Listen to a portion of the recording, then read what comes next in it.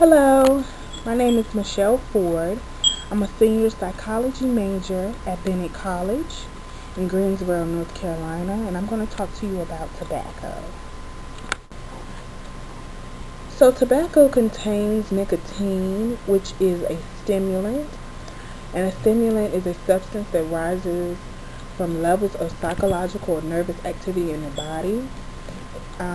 Stimulants increase activity and make you more active. There are three active chemicals in tobacco. The strongest, of course, is nicotine, which is a toxic, colorless, or yellowish, oily liquid. The next is tar. It's a dark, thick, flammable liquid distilled from wood or coal. And last active chemical in tobacco is carbon monoxide, which is a colorless, odorless, toxic, flammable gas formed by incomplete combustion of carbon. So some trade names for tobacco is nicotine, Nicorette, and Nicontrol. Although tobacco is legal in the USA, there are a lot of street names for the use of cigarettes. You have smokes, butt, ciggies, stogies, stokes, tabs, cig butt. For the tobacco you put in your mouth, you call it chew. There's dip, snuff, and split. Tobacco's regulatory status is that it is a Schedule 1 drug, and a Schedule 1 drug is a drug that you do not need prescription for. It is readily available for clinical use, and tobacco is sold in the U.S.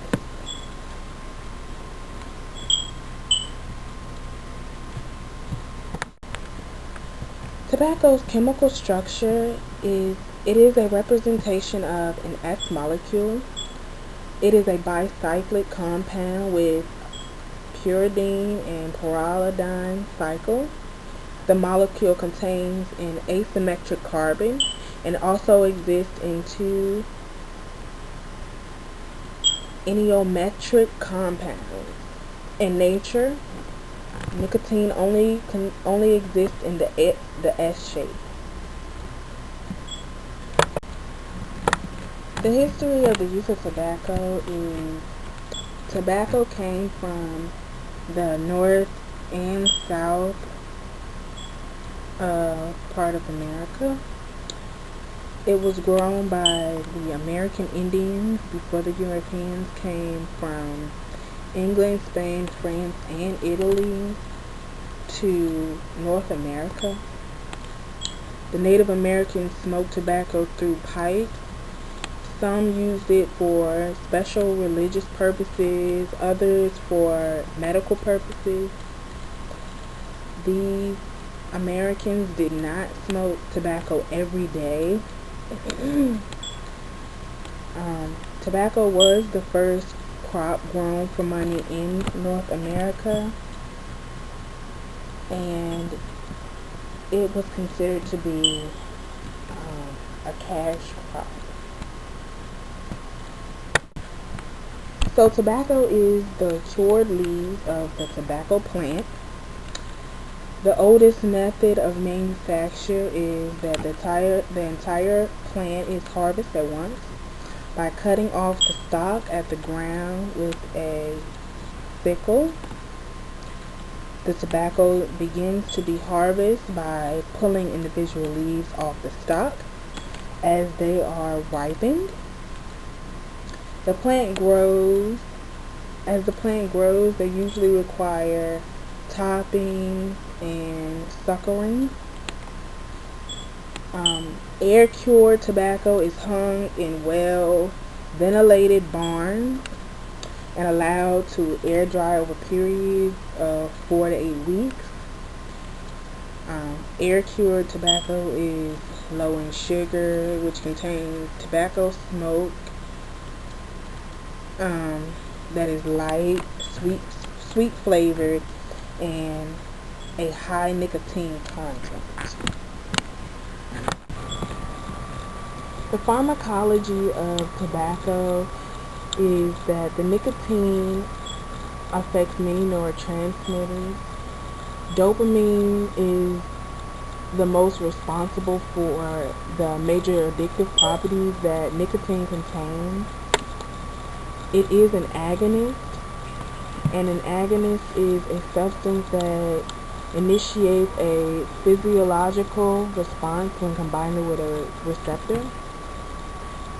The acetylcholine receptor is an integral membrane protein, and it responds to the binding of other acetylcholine.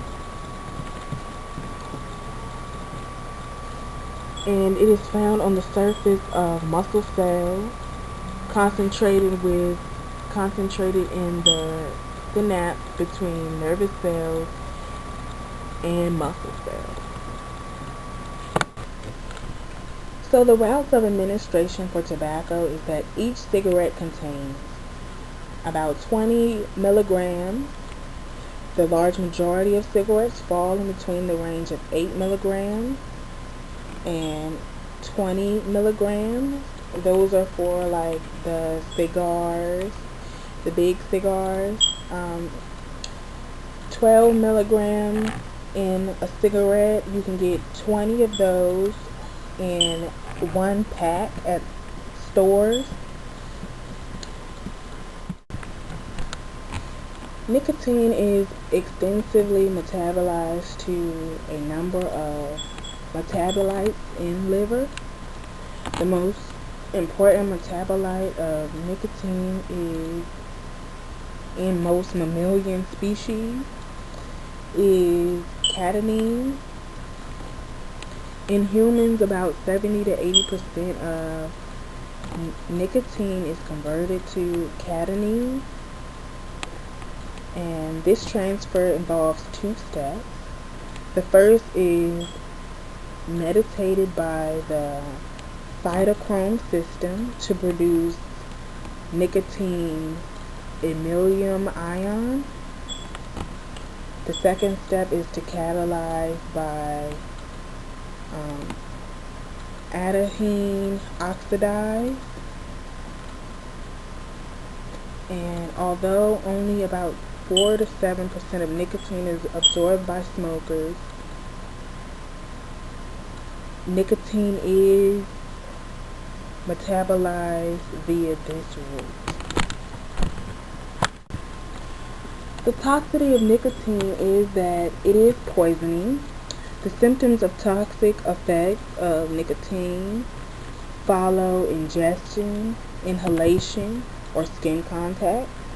Nicotine poisoning can potentially be deadly. In rare cases, it can cause serious or fatal overdoses. Most cases of nicotine poisoning have been the result of use of nicotine as an insecticide. There are many physical and behavioral effects to smoking. Physical is the tobacco can affect many major organs within the body, such as the heart, the lungs, kidneys. Most smokers have trouble breathing because smoking damages the lungs.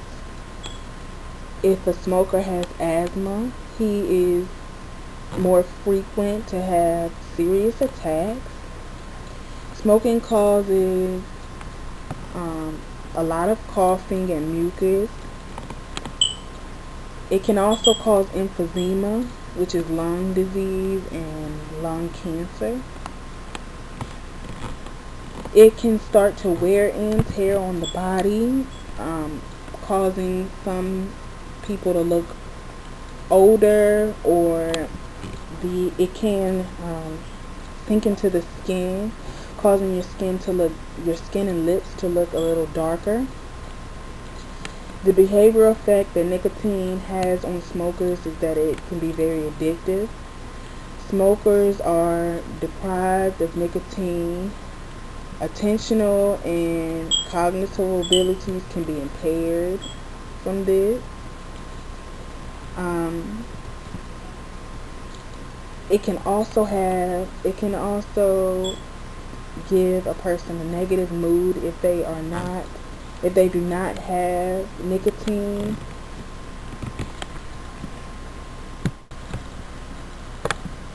Side effects of tobacco is lung disease caused by smoking, which include emphysema and chronic bronchitis. Cigarette smoking causes most cases of lung cancer in different stages. It can cause the worst. You can get the worst stage of cancer from smoking tobacco. And in people with asthma, tobacco smoke can trigger an attack, or if a person with asthma is already having an attack, it can make it a lot worse and life-threatening. Tobacco is highly addictive. It can cause a rush of adrenaline when absorbed in the bloodstream or inhaled through cigarette smoke. The nicotine triggers an increase in dopamine. The abusive side of nicotine is that secondhand smoke could be very deadly. So people who do not smoke or have never smoked but live around smokers or are constantly around secondhand smoke can also get cancer, or in some cases secondhand smoke is a little worse than firsthand smoke, and the risks are a little higher for people who experience secondhand smoke than those who experience firsthand smoke. There are many treatments for ways to quit smoking tobacco. The most common treatment is to go cold turkey, and what that means is you have no outside help, no support of aid, therapy, or medicine. About 90% of people try to quit smoking this way, and a lot of people end up relapsing from this because nicotine is very addictive. There is behavioral therapy. Medication is prescribed to some people to stop the urge to smoke. There is nicotine gum, which also stops the urge to smoke or the urge to want a cigarette. Another treatment is nicotine replacement therapy. And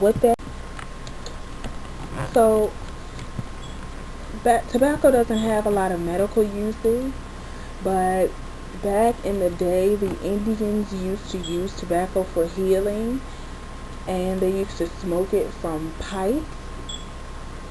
So this tobacco was not smoked every day. It was only used for healing purposes or religious purposes.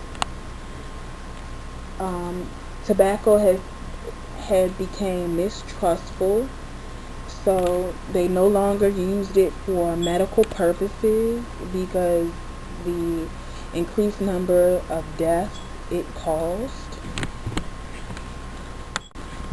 There are not a lot of related drugs to tobacco, but tobacco is hard.